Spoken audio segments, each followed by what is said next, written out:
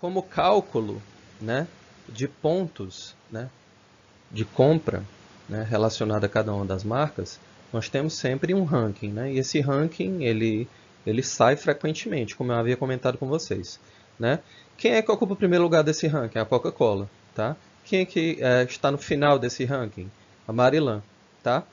Claro, nós temos outras tabelas aí que nós vamos mostrar mais à frente, mas que fique bem claro que existe, para que a gente possa entender a posição da marca dentro desse ranking, uma pontuação.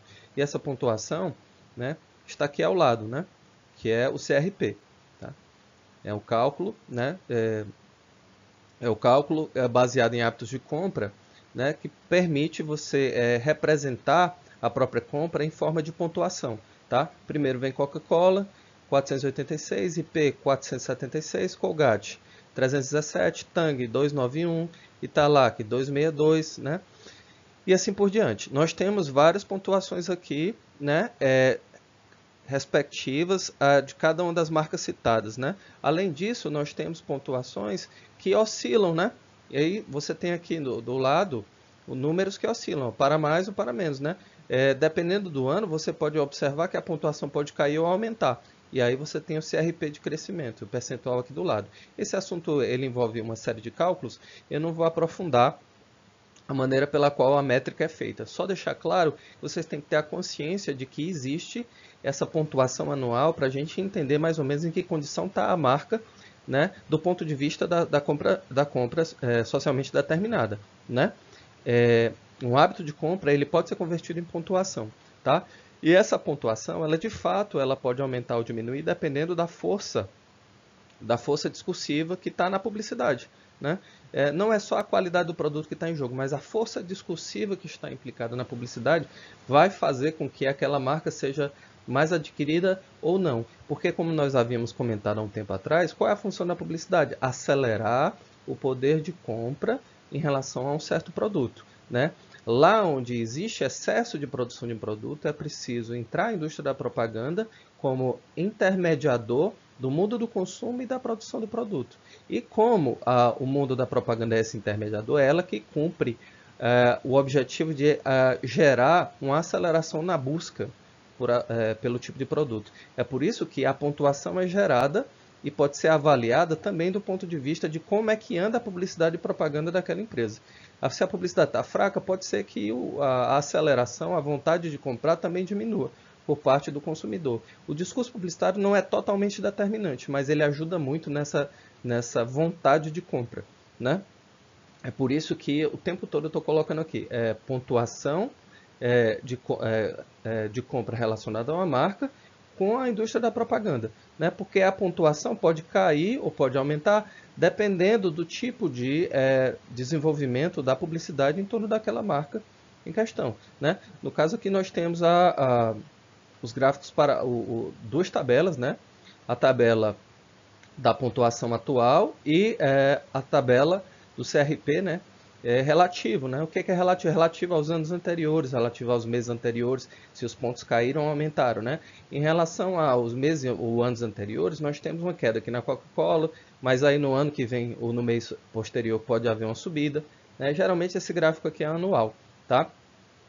Por que é tão importante a gente observar esse gráfico e observar a hierarquia das marcas no contexto da redação publicitária? Para a gente entender qual é a estratégia que a gente vai tomar na hora de vender um produto para um determinado segmento de mercado que está também com sede, com vontade de comprar alguma coisa dessa marca. Tá? Dessa marca específica. Né? Aí tem Coca-Cola, IP, Colgate, Tang, Italac, Nissin, Sadia, Soia, Qualy, Vitarella, Omo, Piracanjuba, Nescau, Nestlé, Marilan. Tá? O que eu recomendo? Vocês observarem não só esse gráfico, mas também começarem a avaliar aos poucos como é que as propagandas de cada uma dessas marcas são construídas. Tá? Não basta só você observar a pontuação. Você tem que observar a identidade da marca através dos discursos publicitários. Ao fazer isso, com certeza você está mais preparado para reposicionar a propaganda direcionada àquele produto. Tá? Vou mostrar mais alguns produtos, né? Ou melhor, vou mostrar algumas marcas que ainda fazem parte desse ranking da do hall das marcas, né, mais conhecidas do ponto de vista dos hábitos de compra das pessoas, né, que aqui está representado na forma de CRP. Tá? Seara, Itambé, Sorriso, Maratá, Sazon, Mage, Balduco, Perdigão, Brilhante, Guaraná Antártica, Panko, Rexona, Lisa, Palmolive, Bombril, Quero, Tixan e Limpol. Tá? Dessa segunda lista aqui nós temos Seara no topo, né? 182 pontos daquele ano. Tá? E 8 pontos ao lado desses 182 que marcam o crescimento do valor da marca. Né? Um crescimento do valor na forma de pontos de hábito de compra, tá? Que é o CRP. Tá? Lá no finalzinho nós temos Limpol com 139 pontos, tá? Com um crescimento de pontos em relação ao ano anterior de 18. Tá? No Quero aqui, de vermelho, nós temos um decréscimo de 3 pontos. Tá? Palmolive, tá? 2 pontos, queda, tá? Em relação ao ano anterior. Guaraná Antártica, 5 pontos, queda, tá?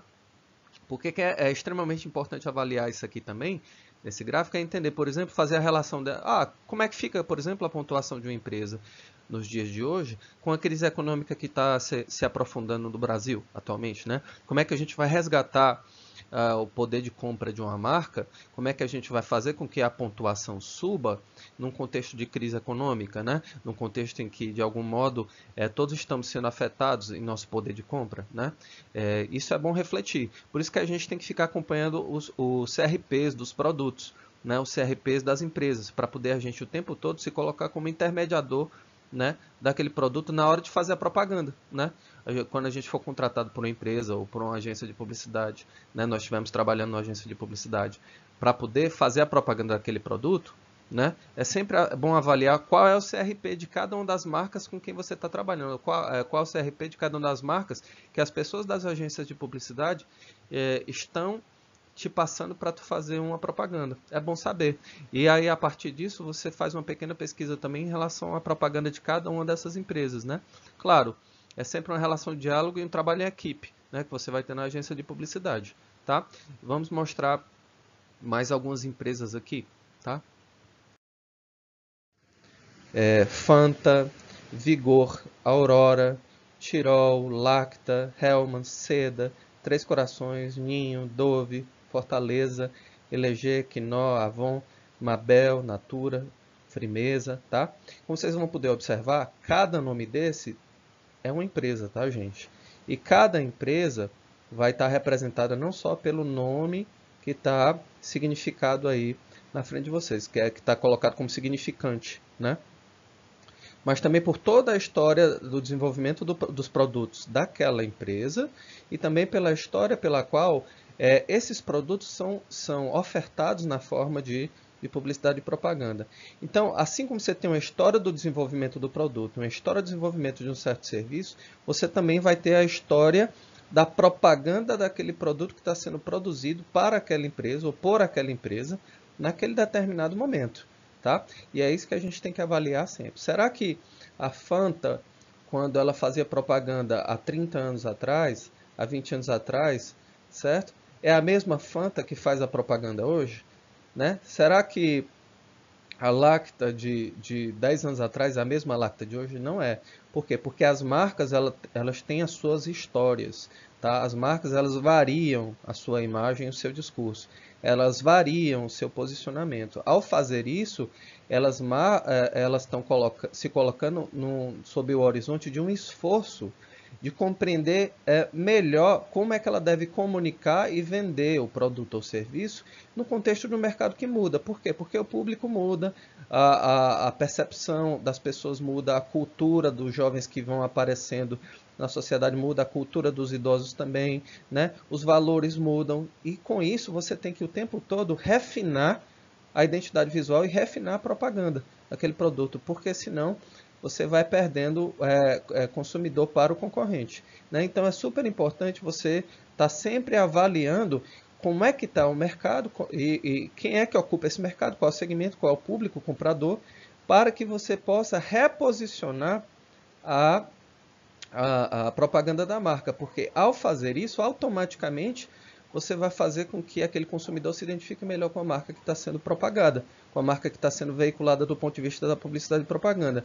Quando você deixa de fazer isso, você está deixando de capturar novas oportunidades de mercado, captar novas formas de demanda de compra, né? E cada geração vai mudando, né? Então é preciso compreender historicamente essas mudanças das gerações, essas mudanças dos valores das pessoas de diferentes gerações, né? Para você saber como é que você vai falar para essas pessoas que são entendidas pelas empresas como público-alvo, né? Como público-alvo para comprar o seu produto. Tá? Isso é a premissa básica. Entender que tudo que a gente faz em redação publicitária ou em design não é ponta solta, não é algo solto, fora do mercado. Ele está articulado, está completamente alinhado, né, com um contexto presente, com a conjuntura presente que o mercado apresenta para vocês. É por isso que é importante avaliar, por exemplo, o CRP, avaliar essas pontuações, de acordo com o que está colocado aqui. Ok?